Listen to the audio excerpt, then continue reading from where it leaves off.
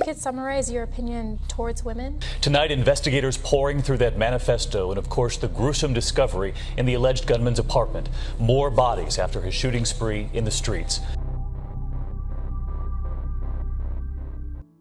The incel or black-pilled culture that has plagued spaces like Reddit, 4chan, and other message boards has been the largest point of contention online. Their ideology has been labeled by many as dangerous, misogynistic, and taking men down a path of loneliness and isolation. In this isolation, they surround themselves in the company that verifies their hatred, not just for themselves as a person with low self-esteem, but also for the people that cornered him into seclusion from society. This ideology finds blame in outside sources that aren't internal, such as the social environment of the current year, the societal pressures and expectations of the gendered stereotypes, and their main target of their suffering, women. It's easier to blame their low self-esteem and loneliness on the people that reject them from the get-go. The rejection from the opposite sex confirms the self-hatred they had for themselves, which then leads to projection when trying to find a thing to blame for their depression and suicidal ideation. This in turn creates an unrealistic sense of villainy in women. But that's not the only thing. An incel's self-entitlement also leads to incels desiring gratification from those same women that they vilify,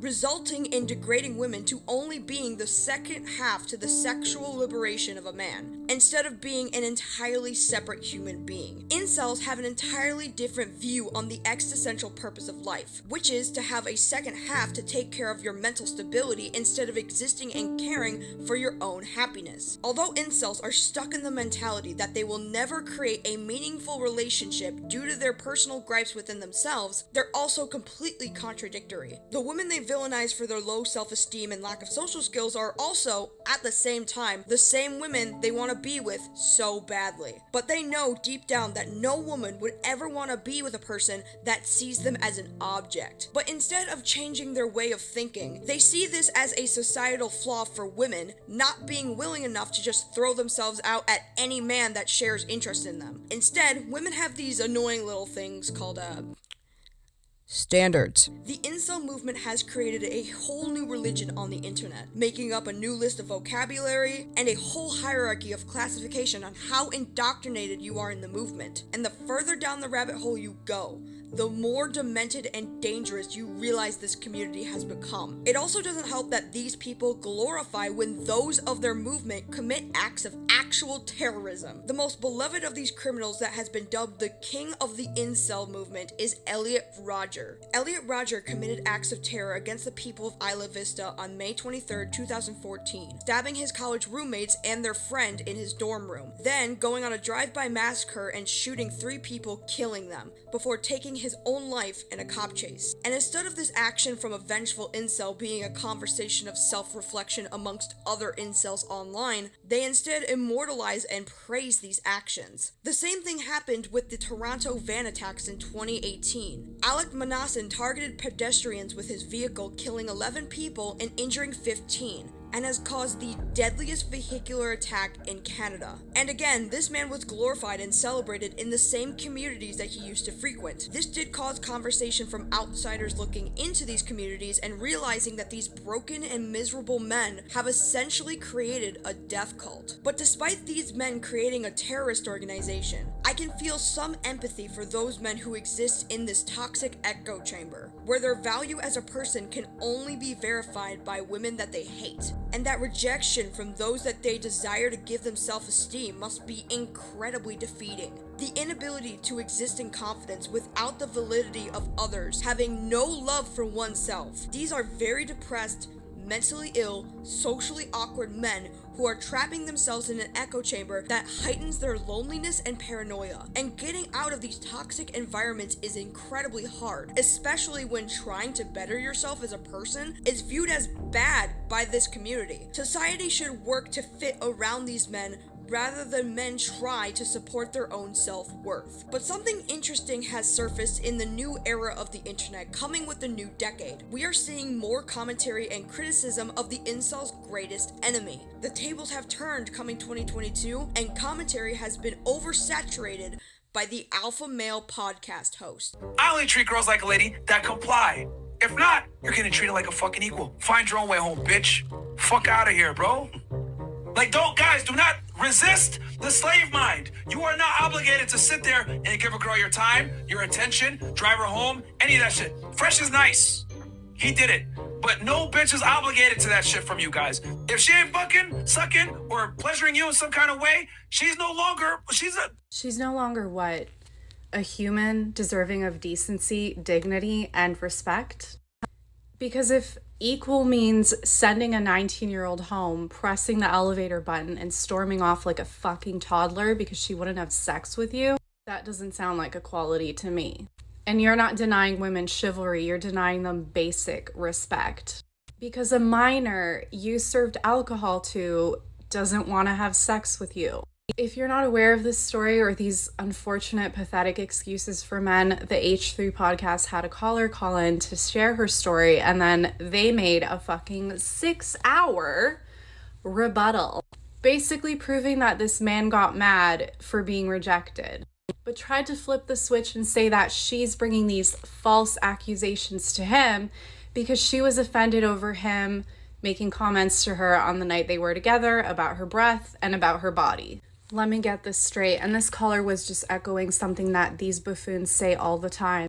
They want to record and document every single interaction so that they're not falsely accused of being predators, while being fucking predators, because it is illegal and a fucking crime to film a sexual intimate act.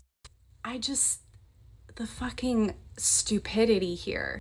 Can you imagine being so afraid of being accused by a woman of assaulting her that you assault her in the process? If anyone is familiar with incel culture, the alpha male is anyone who can score a woman over an incel. They are the 10 out of 10 chads that have more charisma, are more handsome, funny, or whatever it is that women like generally. And it's so amazing. It's like these incels have built up these alpha male chads as the enemy of the people, these conquerors of the dating world. But as soon as you give these alpha males a microphone, you realize that they are the same side of the coin. So you're saying, no, obviously you do though, because you said that you warn guys about girls like me, so tell me about girls like me. Just Humor women me. in general. Like, I mean, don't women in general, because you literally specifically said before we got on here that you did say that you warn guys about girls like me. So now that we're face to face, what kind of girl am I? You're not special. You're like other girls. That's the key. I'm not special. Like, so you're like other women that are. So like, what makes you special then? I never said I was. But you're trying to say, well, what makes me different from, like, a lot of women operate the way you do. And how do I operate? In general, what I just said before, women, it's a dance between the two genders. Men are trying to get sex. Women are trying to get resources, time, attention, whatever it is that they're looking for. And a lot of girls play the game better than guys. We talk about this openly on our podcast. And we're teaching guys how to not necessarily get finesse and get what they want out of girls, which a lot of the times is intimacy, but they're not able to get it. But girls are easily able to obtain money, time, resource, attention, whatever it is. Girls are running laps around this. What do you gain from telling girls that they're not special? How does that make you feel? I mean, I know everything is a joke, but I'm asking you a real question. So how does it make you feel? Because if I say you're a bitch ass, that does something for me, right? If I insult you, or if I tell you you're not special, you're forgettable, what does that do for me? No, but that doesn't. But that's what I'm saying. No, but I'm saying, what if I call you? If I just say that again, you're forgettable. That's why I didn't want to do you guys' podcast. Forgettable. Hate the setup. The name is underwhelming. I didn't really see the value in it. Although it is very hard to tell whether or not alphas get their dating advice and women advice from incels, or if incels get their ideology from alpha males. Maybe it's actually the fact that they're both plagued by toxic masculinity. No, toxic masculinity to an alpha male simply translates to, you just don't like it that I call women out on their bullshit. I don't like the fact that you acknowledge uncomfortable truths about female nature and you hold me accountable for those actions, and I can't go one over on you. I know this is the case because the Alpha Male podcast Fresh and Fit has been very educational for me in translating the arguments against himself and the podcast, because the podcast is garbage. But I think Fresh and Fit is a video for another day. Instead, I would like to turn your attention to a person who has been a frequent guest on the Fresh and Fit podcast. He's been a favorite guest on many different platforms. Basically, if you're going to be hosting an Alpha Male podcast, you have at least got to get this guy on at least once. Ladies and gentlemen, meet Andrew Tate. Something, you have to shut your mouth. It's very easy to talk and constantly, you know, get attention and talk. You don't learn anything that way. A man having sex with multiple women is not nearly as disgusting or degrading as a woman having sex with multiple men. Women are loyal to one thing on the planet, and the only thing they're loyal to is the man they want to have. Women want things women think they want things and then they get them and they leave you. Women don't have a clue what they want. Oh, well, you're a rapist. I said, no, I'm not a fucking rapist. But I like the idea of being able to just say, to do what I want. I like being free.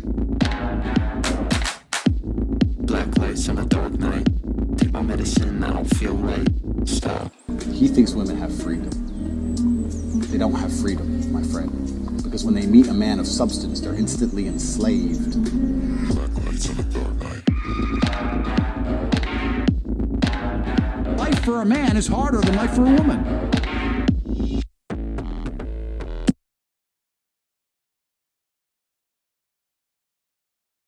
Emery Andrew Tate III is a British-American kickboxer, commentator, and businessman. Before becoming an internet commentary target, Andrew was a 4-time boxing champion for the International Sport Karate Association World Championship. He was born in Washington, D.C. on December 14th, 1986, making him 35 years of age. So, weird fun fact about Andrew Tate's father. Emery Tate Jr. was an American international master of chess. He actually passed away pretty early at the age of 56, and he actually died after suddenly collapsing at a chess tournament. At least he died doing what he loved, and he is no longer alive to see how disrespectful his sons turned out to be. May this grandmaster chess sensei be rolling in his grave for his son's misdeeds. Andrew Tate was very successful in his boxing career and was very talented in the sport, going up against cruiserweight champions Ali Green and Mo Carbo. This gave him the opportunity to face Paul Randall for the championship cruiserweight title belt. Tate beat Randall in the 5th round, giving him his first ever championship belt and winning title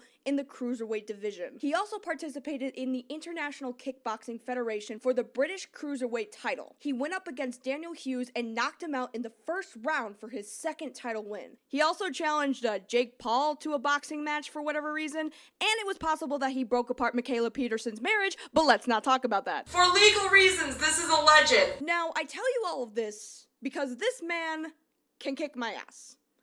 Probably, maybe, definitely. Look, my tongue sudo is a little rusty, okay? I don't think those old lessons are gonna help me against a 6'3", 230-pound alpha male chad such as Andrew Tate. There's a good chance I don't stand a chance, guys. Lazy Bedhead is gonna be a lazy has-been if she even tries to attempt that. And Andrew acknowledges that he could probably kick my ass. And he can potentially kick the asses of other women. And he is incredibly proud of that fact. Which I don't know if being able to fight up against a woman and beating the shit out of her is something any man should really be proud of. But to his their own, whatever fuels his pride, I guess. The first time I've actually ever heard of Andrew Tate was from this alarming video talking about women's self-defense. Now, I've done karate for 3 years. I was a red belt second gub. So I'm a huge advocate for self-defense training and learning how to protect yourself. Especially women, since women face, sexual harassment and assault. But Andrew would tell you to not even bother with women's self-defense and basically says that it's pointless in comparison to him grabbing a woman by the throat and beating the shit out of them. Let me tell you something else that females fucking fail to realize. Men are bigger than women. Like, think about it. When 2 professional fighters fight, if there's a 5-kilo weight difference, that's a big deal difference in strength, and they don't like the size difference, so they don't do it. I'm like 100 and something kilo. Women aren't as big as me. You're like a 55-kilo female. I will pick you up with one hand by your titty, body slam your ass. And when I'm standing on top of you, and you're like, and I'm grabbing you by your neck, and you've learned, I learned in self-defense, when he grabs me by my neck, what I do is, I get my fingers in, yeah, but you know what they didn't teach you in self-defense? Here's a little move. When I grab you by your neck, and you start annoying me, trying to resist, and I just, and then I grab you by your neck again. Then what the fuck are you gonna do when your face is collapsed? Pardon me, I don't mean to interrupt, but this is a PSA, a piss stain advertisement. Women could probably kick your ass. This woman could definitely kick your ass. This woman could probably kick your ass. This woman especially is the woman that my dad has openly admitted he would love to be kicked in the face by. If that ain't true feminism, I don't know what is. So on behalf of all women who could probably kick your ass, shut the fuck up, you manlet. God damn it, this green screen looks so fucking bad. This whole part, editing this whole part's gonna be fucking a nightmare. Can someone please get me a real green screen? Can anyone please buy me a real green screen, for the love of God? What a lovely, lovely human being we have with us today. Man, I wonder what could have given Andrew Tate the incentive to beat women to assert his dominance for no reason. It couldn't possibly be because of that one time he beat his ex-girlfriend with a belt. A video has emerged of Andrew Tate beating his ex-girlfriend with a belt, which he claims is the reason why he was removed from the Channel 5 reality show the day before. The clip, which was obtained by The Sun, shows the star continually hit the blonde with his belt. He also slaps her across the face. So Andrew Tate was a guest on the reality show Big Brother UK in 2016. So listen, I've watched like a couple of episodes of Big Brother before. I don't think I understand how the show actually works. Basically, people live in a house isolated from everyone, and their every move is recorded, and then people vote each other out, or something like that. I don't know. Classic reality TV making itself, I guess. Tate was a guest on Big Brother UK, and he wasn't on the show for too long due to a video that was sent to the producers, who had then voted him off the show. The video is of him beating a woman with a belt, and part of me thinks this has something to do with some sort of fetish that he has, because this is not the only time he has beaten a woman with a belt. In a clip obtained by the Daily Star, Andrew is with an unidentified dark-haired woman. He tells this woman to show off these bruises all over her legs, supposedly received by Tate, but that's only implied in the clip. But then, when he goes to grab a belt, she retreats into a room where Tate proceeds to degrade her and starts screaming at her. And in the clip, you can hear Tate say, quote, "That's right, lock your door, you fucking pussy. You knew I was gonna beat the fuck out of you. If you'd behave, I wouldn't have to hit you, would I?" So these clips from the Daily Star are pretty poor quality, especially the first clip where it's incredibly hard to tell whether the man behind the camera is Tate. But the clip of him beating his ex-girlfriend does have his face in it. So we know this is at least him. Of course, this is all alleged, as Andrew hasn't been brought to court by these women because of these videos, but there is video evidence of the act of him beating his ex, so like, I don't know, I'm just presenting what he recorded himself doing, so maybe legally, I'm actually fine to say he beats the shit out of his girlfriends. At this point, it's not alleged, it's video documentation. I'm pretty sure I'm okay. Although Andrew would claim that these instances are cases of, like, kinky sex, so like I proposed earlier, some sort of BDSM kink. But like, you know, when the women are, like, hiding from you in their bedrooms, maybe they don't want it, maybe. I can only assume that that's what's happening. Scarily enough, after Andrew's dismissal from Big Brother, Andrew Tate's ex-girlfriend actually came out and identified herself as the woman in the clip. Hello everyone, Andrew is my still great friend. What you guys saw in the video, it's just what we used to do. It was just pure game. He's a great guy, he would never hurt anyone. But Andrew Tate shared the clip of his ex coming forward to his Facebook page, which feels like that he probably asked this girl to defend him so that he could post it to his profile to detract from the hate comments that he was getting. So call me skeptical when she says, quote, "He's a great friend, and what you saw in the video is just something that we used to do. It was a pure game. He's a great guy, and he would never hurt anyone unless he was professionally fighting." I'm not saying she's lying. I'm hoping that she's telling the truth, and this didn't actually feel like an act of abuse. If that's the case, that's the best case scenario, right? But you know, I can't help but get this like weird feeling from this. Being very much rehearsed between an abusive person and their victim, trying to convince everyone that he's not actually abusive. Am I the only one that's getting that weird vibe that she's being forced to say all of this? And probably very well fears Tate still? I don't know. I hope I'm wrong for her sake, because this man is massive, and with great power comes Andrew Tate's lack of taking responsibility. So Andrew has said some pretty disturbing things outside of the clip that I showed you of him proudly proclaiming that he could beat a woman within an inch of her life. Weird flex, buddy, but okay. But that's not the only thing that he said that caused controversy. In 2017, he claimed that depression wasn't real. He is quoted in writing, "There are very few fat, lonely men age 60 with no money or family or hobbies who aren't depressed. This is not a clinical issue." Andrew has always had interesting perspectives on mental health and women especially. If you want an idea of what Andrew Tate's views are, he has never shied away from podcasts and interviews where he discusses his alpha maleness on the regular. He also has a TikTok and an Instagram page where he makes, I guess, inspirational advice content? I don't know. If being inspirational means degrading women and mentally ill people, then yeah, I guess you could call it inspirational content. Oh, hi! YouTuber not recognizing that the camera is right in front of her and her audience is watching the video. Creative and original, I know. New bedroom setup. New camera angle, totally separate day of recording. That could only mean we're gonna be doing a bed reaction. Yay! So my past self from recording the Andrew Tate video has sent future me, who is now recording this part, some of Andrew Tate's content, which is what we're going to be reacting to right now. Now, I have to stress this, like, there is a lot of, like, different Andrew Tate accounts on TikTok, and I'm not sure if they're all owned by Andrew Tate, but they all seem to have, like, similar but different editing styles. For the most part, anytime I see an Andrew Tate TikTok or an Andrew Tate video, it always has these really large subtitles, which is good that Andrew wants to be inclusive to, like, even the deaf community in spreading his message. However, a lot of his subtitles are sitting right in the middle of the screen, which I can only assume is because the TikTok format is really shitty. So they have to position the edited subtitles like right above like the description that gets like expanded out to this ridiculous amount of degree that it just covers up the whole fucking screen. The TikTok fucking format and the editing is a goddamn nightmare. But personally, I don't have a big problem with like big subtitles anyways.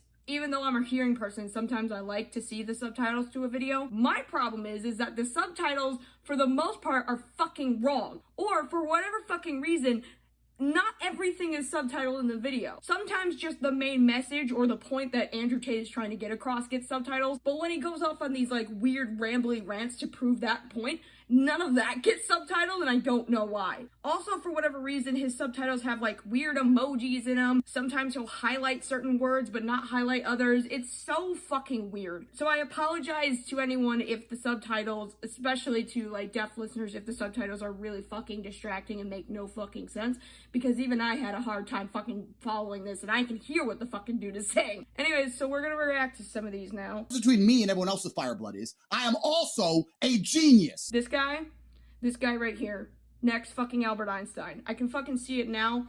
Albert Einstein, Isaac Newton, Andrew Tate. Get this man a fucking powdered wig, because powdered wigs are like the symbol of aristocratic intelligence. I'm from Genius Stock. I'm a Mensa member, verified Genius IQ. Hey Alexa, what's the average IQ for a man? From MyDailyNews.com, the average IQ score for adults is 100. And anything higher than 140 is considered genius level. Okay, I don't know if it'll... Hey Alexa, what is Andrew Tate's IQ? From LibreTexts.org, Tate currently has a lower IQ, probably around 70, although further testing would be necessary to compare cognitive processes. Wait a minute. I have to make sure and just test to see if I asked the right question. Man, I think Alexa just roasted Andrew Tate unintentionally. That is fucking hilarious. Hey Alexa, tell me a joke. What bag likes hot water? Tea bag. Okay, so other than like Alexa literally just roasting the shit out of Andrew Tate's IQ, let's see what Google says, because I'm curious. So I'm not seeing anything about his IQ, and I think Alexa did not show me the correct information about his IQ, but I'm just gonna go with the unintentional information because I think it's funnier. Our father is one of the best chess players in the world. Okay, so we already talked about Andrew Tate's dad being Emery Tate Jr., who is a professional chess player. I know that, like, intelligence can definitely be passed down.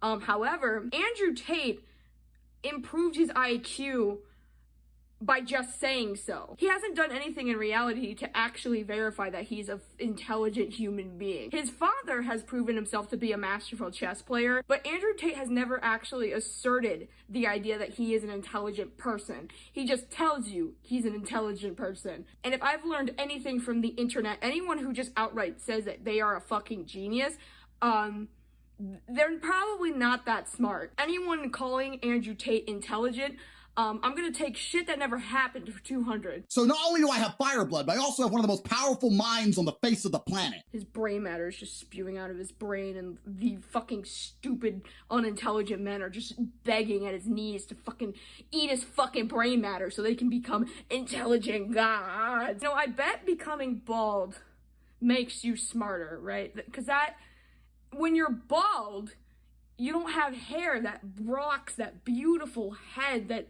encapsulates that massive, beautiful brain. What the fuck did he say about fucking fire's blood? Unmatched perspicacity, indefatigability, compendious, sexy. I have that. So I have my fire blood. Fire blood? Dude, this whole fucking rant reminds me of the fucking Charlie Sheen interview. I don't know, man. I was banging 7-gram rocks and finishing them because that's how I roll. I have one speed, I have one gear. Go. Because I'm me, I'm different. I just have a different constitution, I have a different brain, I have a different heart, I have a different, I get tiger blood, man. I'm too smart. Who do you think would win, tiger blood or fire blood? I don't know, guys, I don't know. I mean, I don't know who stands a chance. I mean, crazy crackhead energy definitely is very, very durable.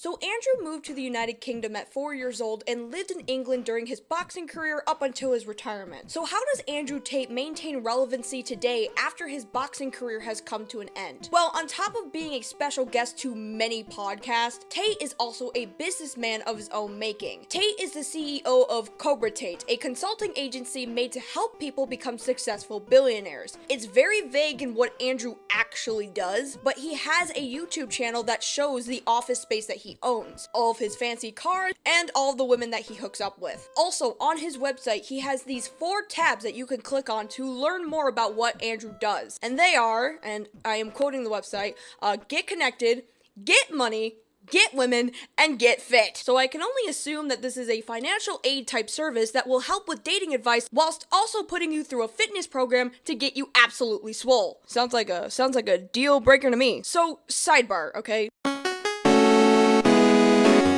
For whatever reason, Andrew Tate has a dedicated ebook on his website called Tales of Wudon, and it comes with this amazing description alongside this amazing artistry.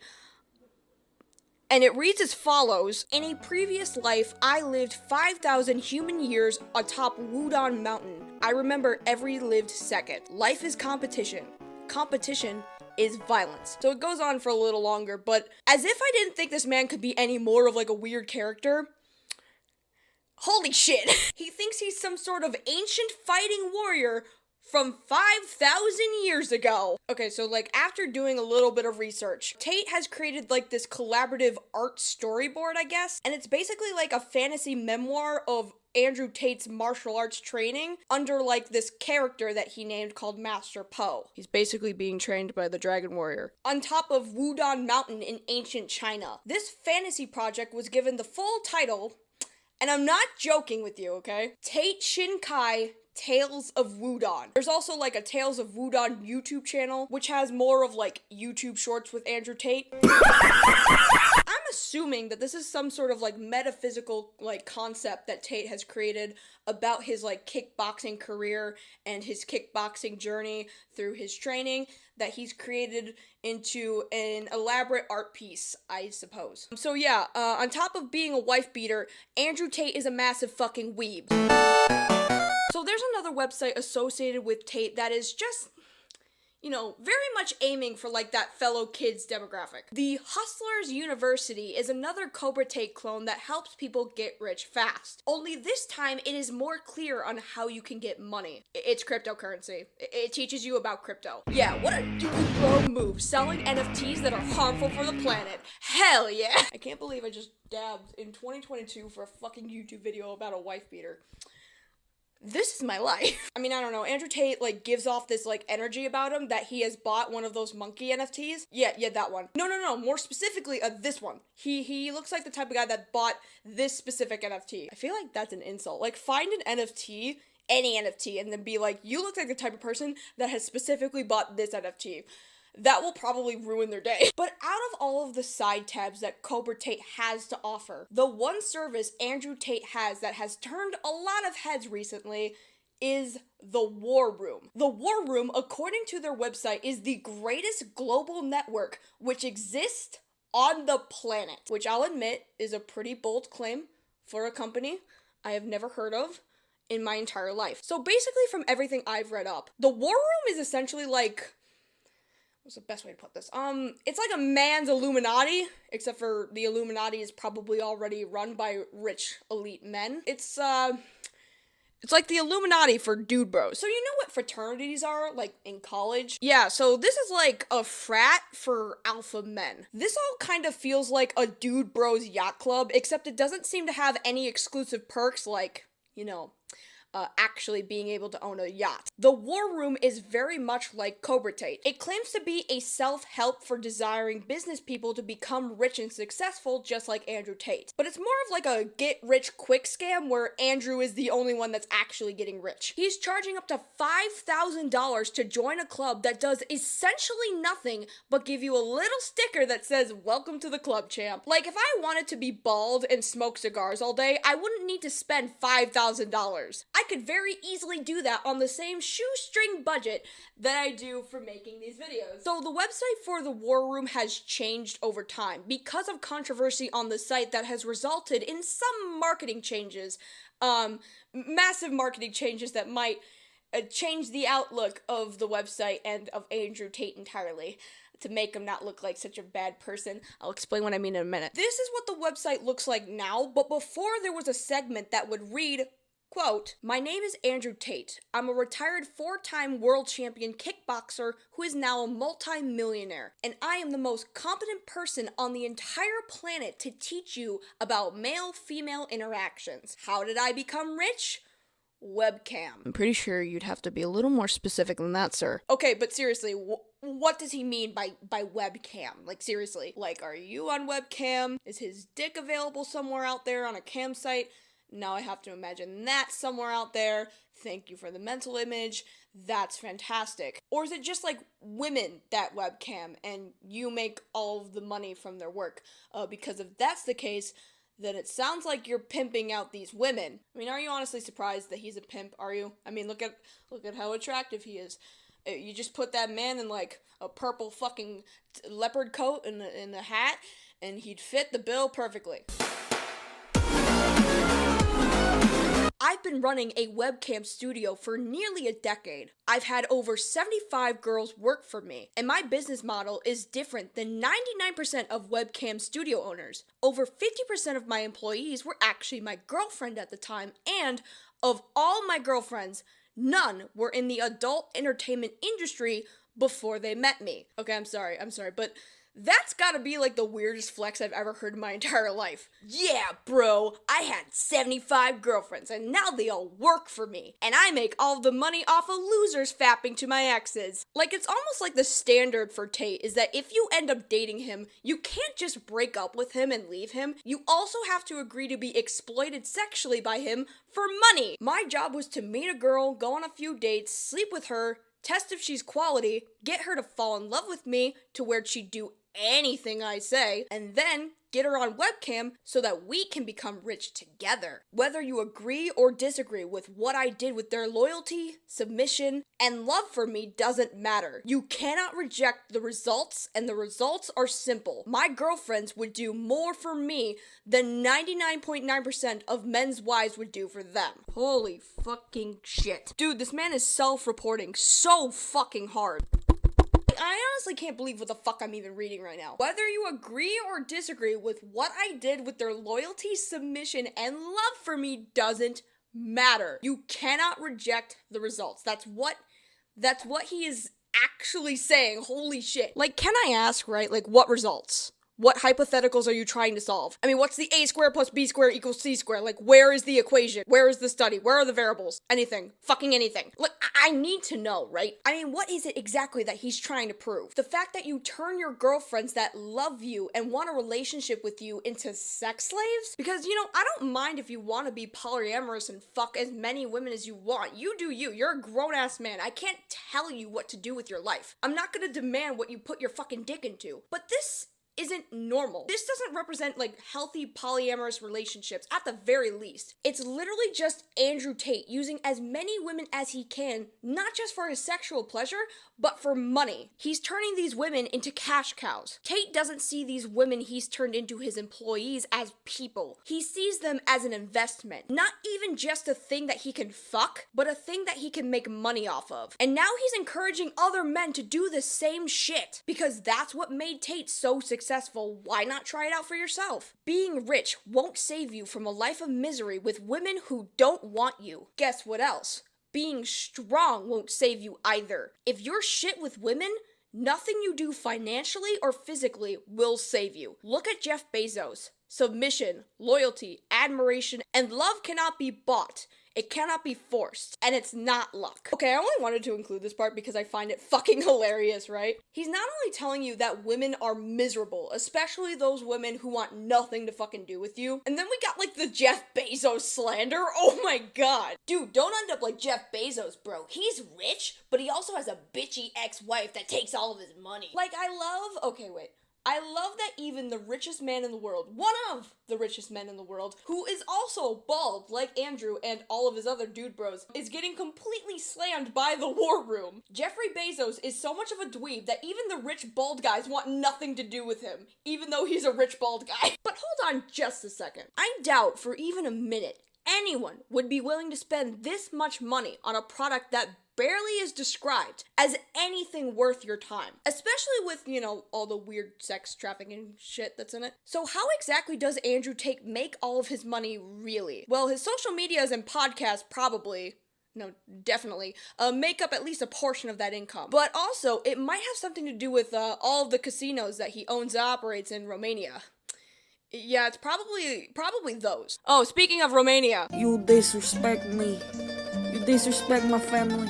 Andrew Tate currently resides in Romania, and he actually made a whole video talking about the reasons why he decided to move to Romania. It's deleted now because, his explanation is fucking gross. But he says that 40% of the reason why he moved to Romania is because the Me Too movement has made it easy for women to ruin a man's life. But in Romania, he has an easier chance of getting away with rape and sexual assault. You know, the police say rape yesterday. Say, okay, if you got physical evidence, or is there CCTV proof? Where'd it happen? Okay, let's go interview him right now. And if it wasn't really rape, we went to the club, we got drunk, she agreed to go back to my house, we started having sex, and then we carried on having sex, and then we had sex, and she didn't say anything wrong, and then she texted me afterwards, and I didn't text back, and now she's saying I raped her. The police would be like, okay, she's an idiot, bye.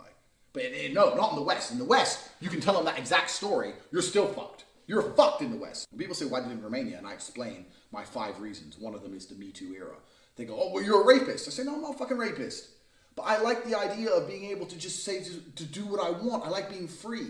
And if you're a man living in England or Germany or America or any of the Western world right now, you've decided to live in a country where any woman, any ex, any fucking bitch who works at Greg's who you bought a pasty from, at some point in the future can destroy your life.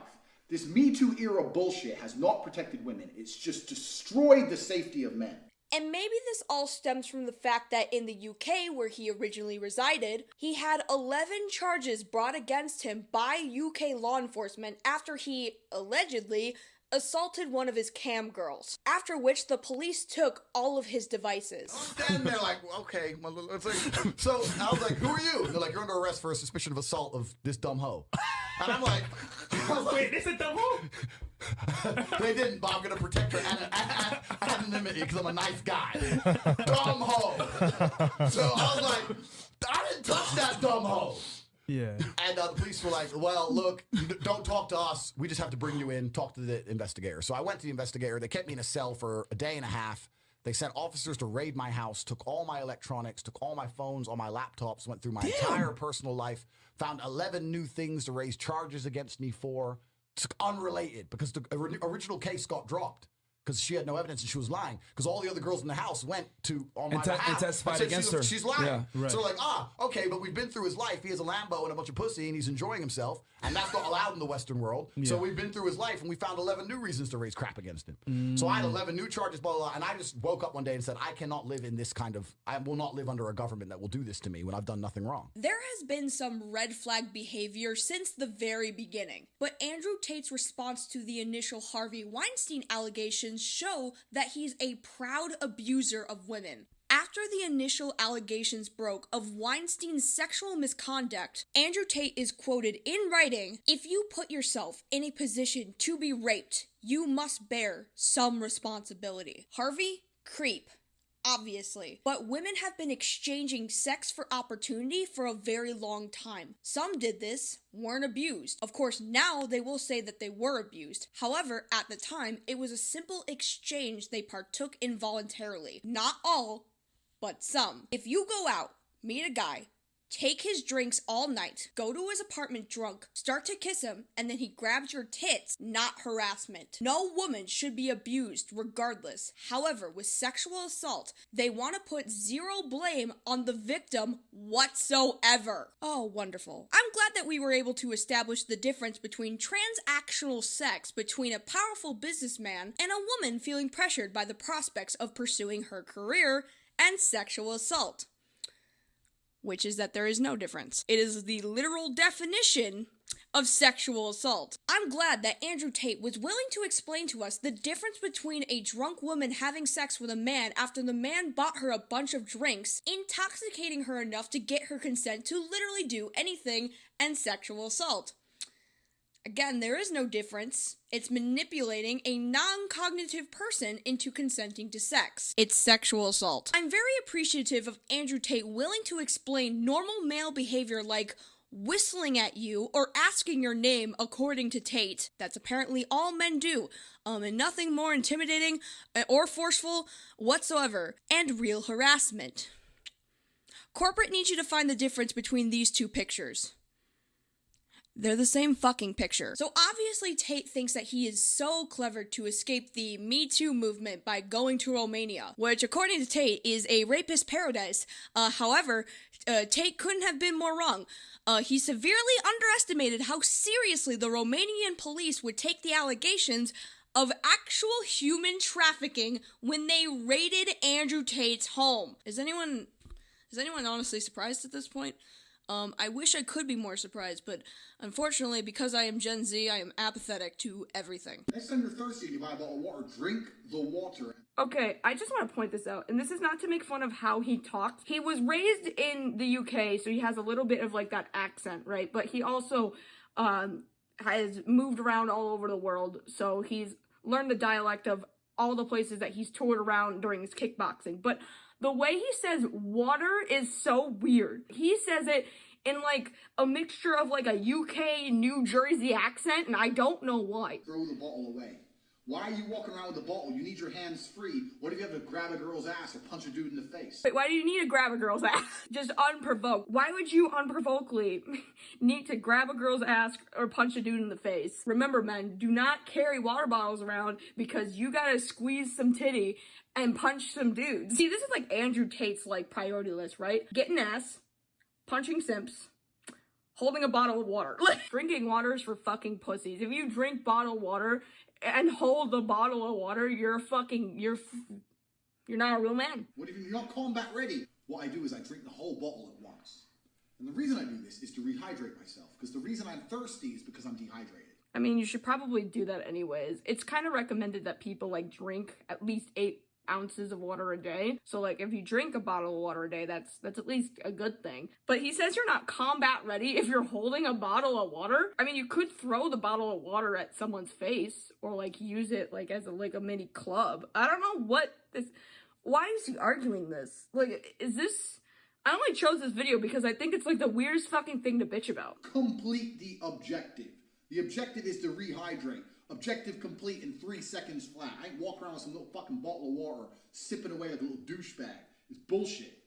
It's bullshit. Stop holding water in your hand. What if someone wants to preserve the water for later? Why do they need to gulp it all down in one go? You do understand that drinking water super fast is not good for you. In fact, drinking water super fast, I'm pretty sure has killed a person. I mean, it was an abundance of water because it was like a drinking competition, but that's beyond the point. It's fine to hold a bottle of water.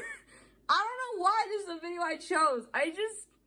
This is such a non-thing to bitch about, dude. This is crazy. A little sip here, a little sip there. I don't understand the point. Complete the objective. Walk around with your fucking do-do-do-do, do-do-do, do. It's gay. It's pointless. You are gay. You are gay. Why are you gay? Who says I'm gay? You are gay. God, get it together. You. Okay, I can do this. It's like you see somebody with a bottle of water. He's like, "Hey, gay." Could you imagine this fucking 6'5" balding dude coming up to you? You're just sitting there holding your water bottle, enjoying your fucking day, and he just comes up and he's like, "Hey, you're gay." You're just trying to mind your own fucking business. Never fucking change, Andrew Tate. Never change. This is hilarious.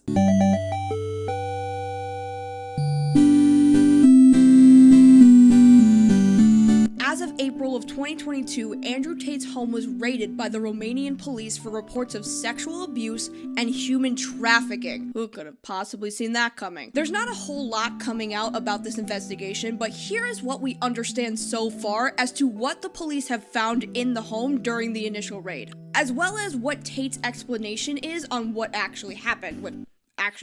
So before the raids in March, a publication called the Daily Mirror, I don't know what it is with like UK like publications always starting with daily, you guys need to get more clever over there, had profiled Andrew and his brother Tristan Tate for running a money laundering scam. So basically, that webcam business that Andrew references as his main source of income apparently used webcam models to trick men into sending the brothers tens of thousands of dollars. There was also a former member of the War Room that came forward online telling people to not invest in the classes because it's nothing more than a Telegram chat room for people to kind of like throw out their methods of getting rich than actually teaching you how to get rich. In fact, Andrew and Tristan don't even hide the fact of how much of a scam this is. They even had the nerve to brag about how one customer paid $20,000 of his entire inheritance money for a woman he legitimately thought he had a relationship with, only for it to be a cam girl that the Tate brothers hired to lie to people. Tristan brazenly told the Sunday Mirror it's all a big scam, and he bragged that he doesn't feel any guilt because no one cares and it's their problem,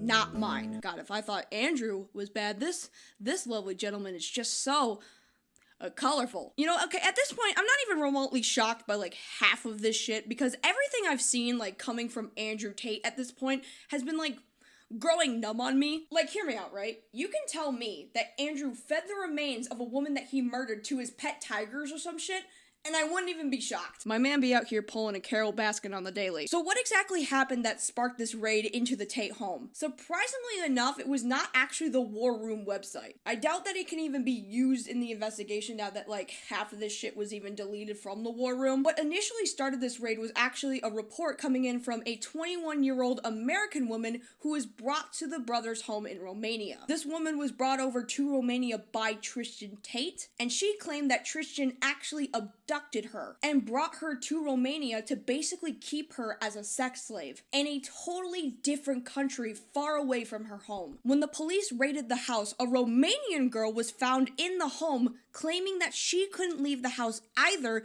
because the brothers were forcing her there against her will. The American woman was actually able to obtain cell phone access to call her boyfriend and alert him as to what was going on. It's unclear whether her boyfriend was also Romanian or not, but regardless, he was able to alert the proper authorities to Tate's residence. The mother of the Romanian college student, who was only 20 years old at the time, claims that she believes that Tate exploited her daughter's trust in order to keep her trapped in their home. Investigators had found that the Tate's home was set up Big Brother style, with cameras in every room you walked into. They also found dedicated rooms for these girls to do webcamming. And what's crazy is that some of the employees of Tate's webcam business actually got a tattoo that says owned by Tate. What is this, some sort of Nexium type shit? I swear to God, like Andrew Tate is just dry heaving over his fucking keyboard as he plays like countless hours of Hoonicam Studio. So since this is all being investigated still, I must point out that everything is still alleged. Until we can put Andrew Tate on trial for these crimes, he is still innocent until proven guilty. But I would just like to point out that his choice of response to his arrest is, Interesting. So Andrew posted to his Tate Speaks YouTube channel the video of his arrest. Fair warning before I show you the video, I did not edit the music that you're about to hear. That was all Andrew Tate's editing team.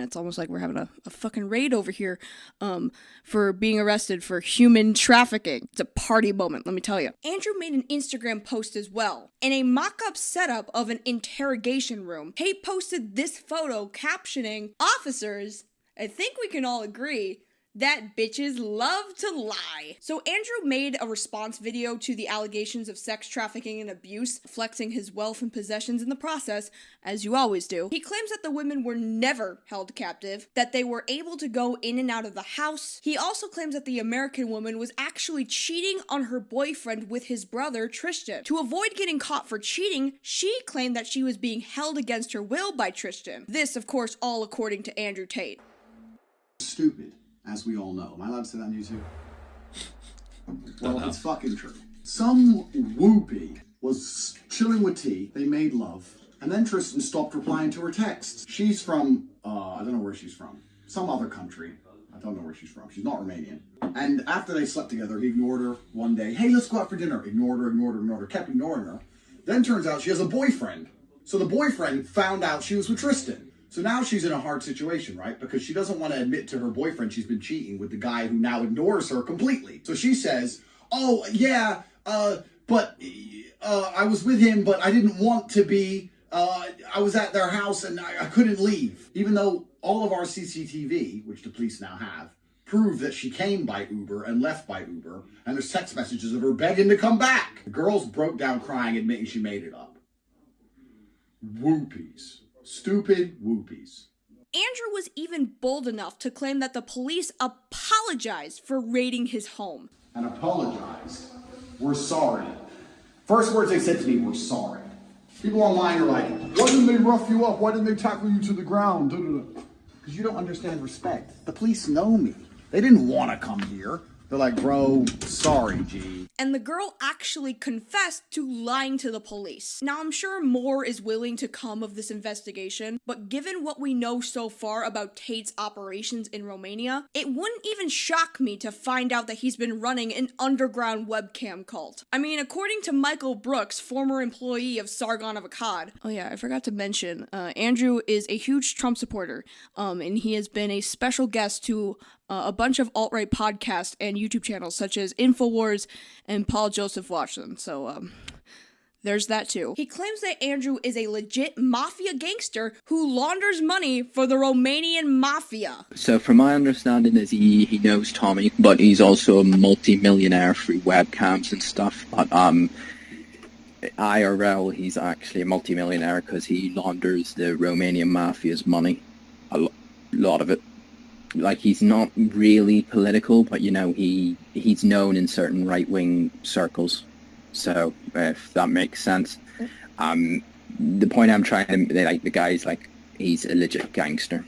So, unironically, this guy's, like, a legit gangster, and if he wanted to, I'm pretty sure he could have people killed. Again, if this man is revealed to, like, make snuff films, I wouldn't even be surprised anymore. Okay, seriously though, let's talk about this. Let's discuss the aspects of what makes a cult, and see if any of the characteristics actually fit the bill for our boy Andrew Tate.